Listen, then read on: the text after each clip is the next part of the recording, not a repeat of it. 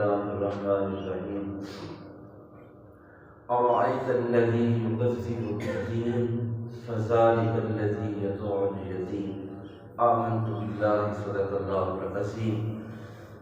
میرے نہایت واجب الاحترام دوستو، سورۃ الماعون کی آیت نمبر 1 اور آیت نمبر 2 کی تلاوت کی ہے.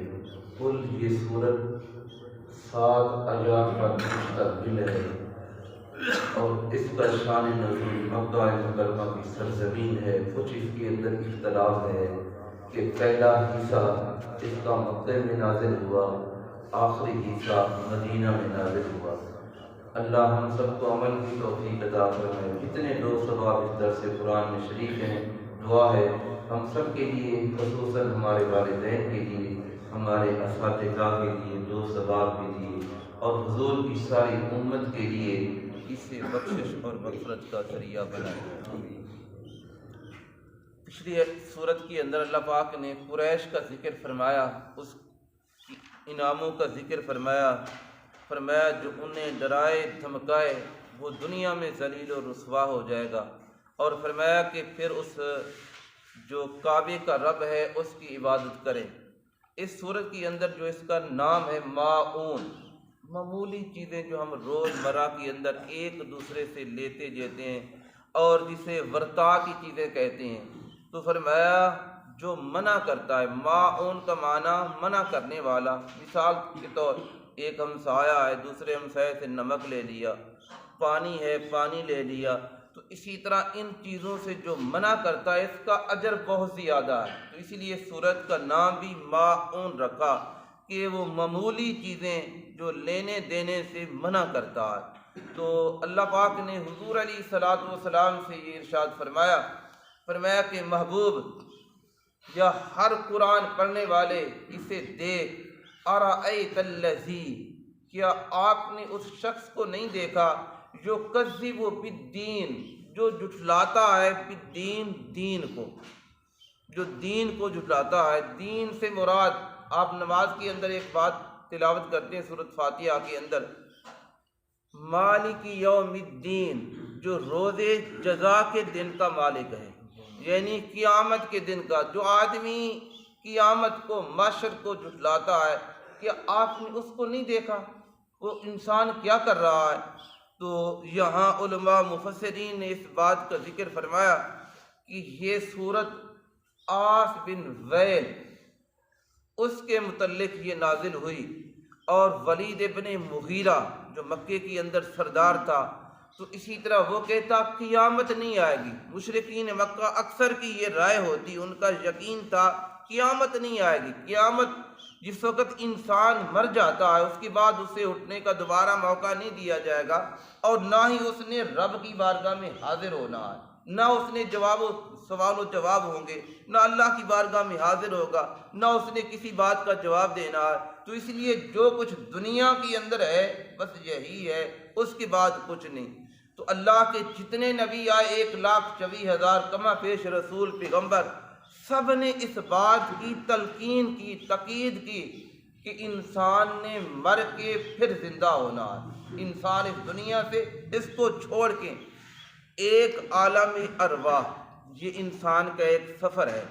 اس وقت وہاں روحیں تھیں، جسم نہیں تھا. تو اس کے بعد پھر وہ سفر طے کیا، فرمایا ماں کی اور باپ کی پشت کے اندر آ گئے، ماں کے رحم کے اندر آئے. فرمایا اس کے بعد اس دنیا کے اندر آ گئے. ماں باپ کے ذریعے اللہ نے انسان کو دنیا کے اندر بھیجا. اللہ اس چیز پہ بھی قادر ہے کہ ماں باپ نہ بھی ہوں پھر بھی اللہ کر سکتا ہے، بھیج سکتا ہے، اور وہ کر کے دکھایا.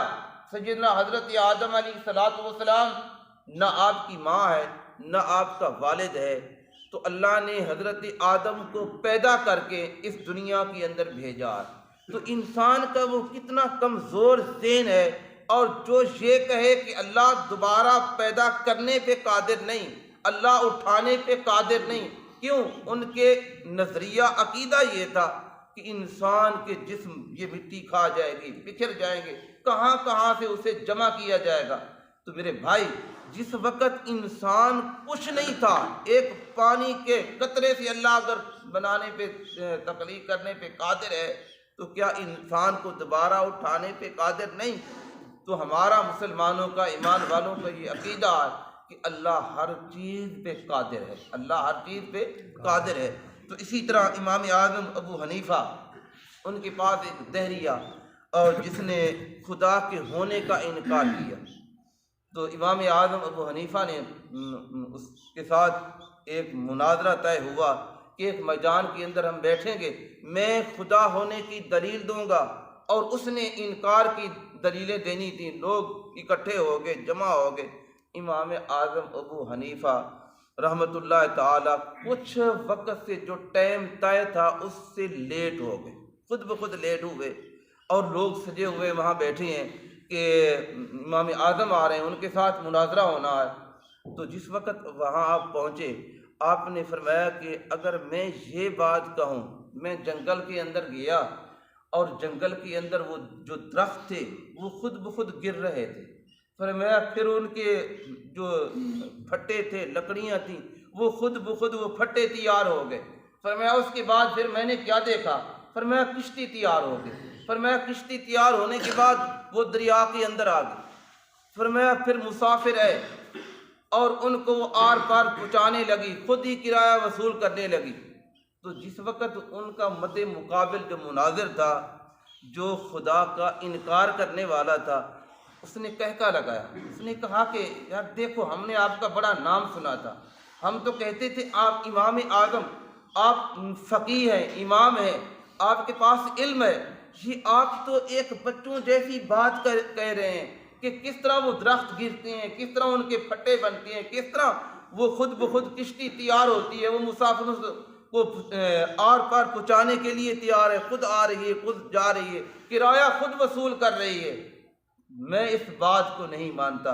امام اعظم ابو حنیفہ نے فرمایا یہی تو میں تمہیں سبق سکھانے آیا ہوں۔ اگر ایک چھوٹی سی کشتی خود بخود تیار نہیں ہو سکتی اور درخت خود نہیں گر سکتے، کوئی ہے اور انسان اس کو کاٹے، اس کے پھٹے تیار کرے، کشتی تیار کرے، ملا آئیں اور پھر انسان ہیں انہیں بٹھائیں، ان سے کرایہ وصول کریں، تو یہ بات تمہاری سمجھ میں آتی ہے؟ کشتی اکیلے کچھ نہیں کر سکتی، اتنا بڑا نظام جو اللہ پاک نے بنایا ہے اس کو کون چلا رہا ہے؟ فرمایا وہی تو رب ہے جس نے یہ نظام بنایا ہے، یہی بات میں تمہیں سمجھانے کے لیے آیا ہوں۔ تو جو خدا کے ہونے کا انکار کر رہا تھا، اس نے اسی وقت آپ کے ہاتھوں کلمہ پڑھا، مسلمان ہو گیا۔ تو اسی لیے اللہ پاک نے فرمایا، یہ عاص بن ویل کہتا ہے کہ ہمیں نہیں اٹھایا جائے گا، ہم کہاں اٹھ سکتے ہیں، ہمارے پاس یہ عذاب کہاں بکھرے پڑیں گے، اور پھر خدا قادر اس چیز پہ، اللہ قادر ہے۔ اور اسی طرح ولید ابن مغیرہ کا یہی عقیدہ تھا، تو اللہ پاک نے فرمایا ارأیت الذی، کیا نہیں دیکھا اس شخص کو یکذب بالدین، اور جو جھٹلاتا ہے، انکار کرتا ہے دین کا، کہ ہمیں نہیں اٹھایا جائے گا۔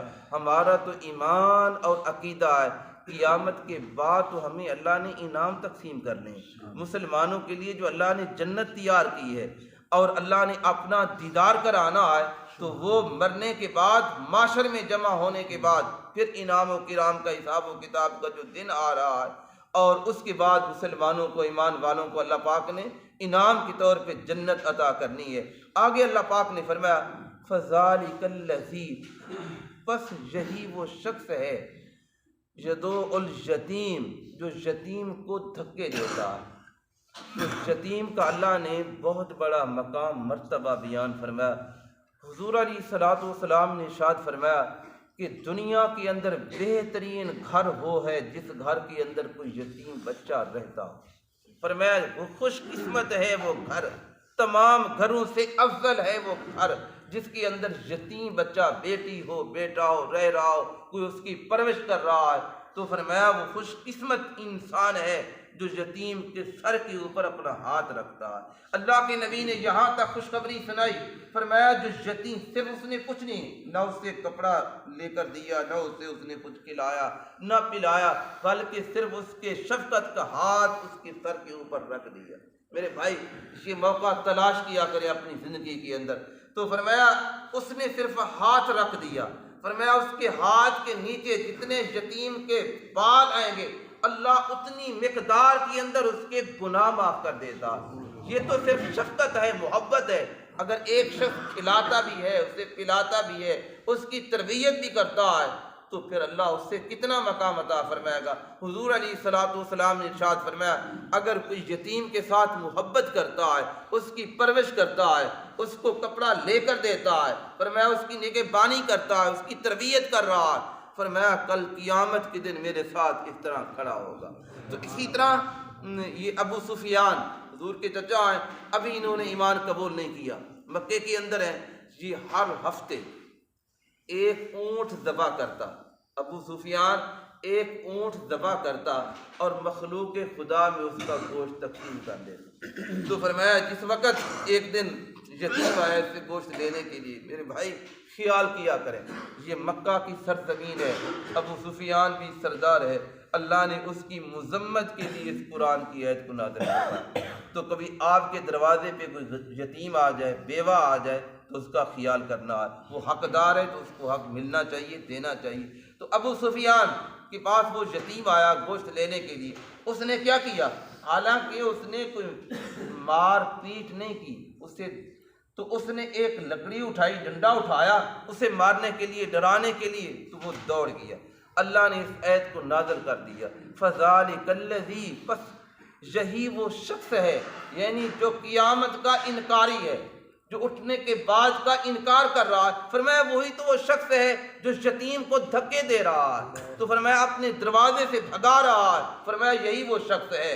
تو اللہ نے اس کی مذمت کے اندر اس آیت کو نازل فرما دیا، فرمایا فَذَلِكَ الَّذِي يَدُعُ الْيَتِيمَ، فرمایا پس وہی شخص ہے جو یتیم کو دھکے دیتا ہے۔ تو میرے بھائی اللہ نے حضور علیہ الصلوۃ والسلام کو جس وقت یتیم آپ کے دروازے پہ آئے، پھر اللہ کے نبی کا خیال کرنا ہے کہ اللہ نے آپ کو در یتیم بنا کے دنیا میں بھیجا۔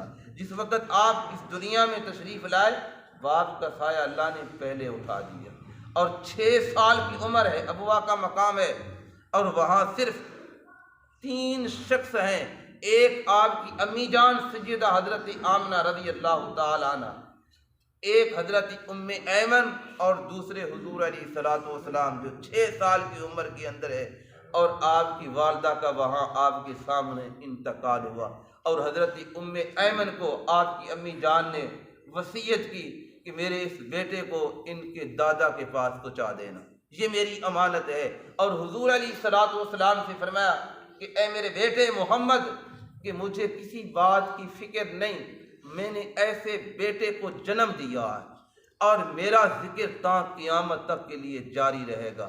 جس وقت حضور کا نام نامی آئے گا، اسم گرامی آئے گا، آپ کا ذکر آئے گا، آپ کے والدین کا ذکر ضرور آئے گا، اور حضرت آمنہ کا ذکر آئے گا، وہ خاتون جس کو اللہ نے یہ شرف مقام عطا کیا ہے کہ جس کے پیٹ کے اندر حضور علیہ الصلوۃ والسلام نے 9 ماہ پرورش پائی ہے، پیٹ کے اندر کھڑے ہیں، وہ جگہ کتنی افضل، جہاں جس جگہ حضور علیہ الصلوۃ والسلام کا روضہ انور ہے، عرش الہی سے اعلیٰ ہے، فرمایا عرش الہی اس کا مقابلہ نہیں کر سکتا۔ اگر ایک زمین کا ٹکڑا عرش الہی کا مقابلہ نہیں کر سکتا، تو حضور کے والدین کے مقام کا کیا مقابلہ ہو سکتا ہے؟ تو اس لیے اللہ پاک نے فرمایا فَذَلِكَ الَّذِي يَدُعُ الْيَتِيمَ، اپنے نبی کو یاد کرنا ہے کہ اللہ نے ہمارے نبی کو در یتیم بنا کے بھیجا ہے۔ دعا ہے اللہ رب العزت ہم سب کو حضور علیہ الصلوۃ والسلام کے بتائے ہوئے احکام کے مطابق عمل کی توفیق عطا فرمائے۔ آگے جو درس ہے، کوئی مسکین آپ کے دروازے پہ آ جائے کھانا کھلانے کے لیے، فرمایا یہی وہ شخص ہے اور جو مسکین کو کھانا نہیں دیتا۔ تو فرمایا کہ اگر کوئی آدمی کسی کو آزاد کرتے، انشاءاللہ اس کا اگر زندگی رہی تو ہفتے کے دن اس کو بیان کریں گے، یہ معمولی چیزیں ہیں جس کا اس صورت کا نام بھی ہے۔ فرمایا اگر کوئی آدمی کسی کو پانی پلاتا ہے، فرمایا اللہ اسے جہنم سے محفوظ فرما دے۔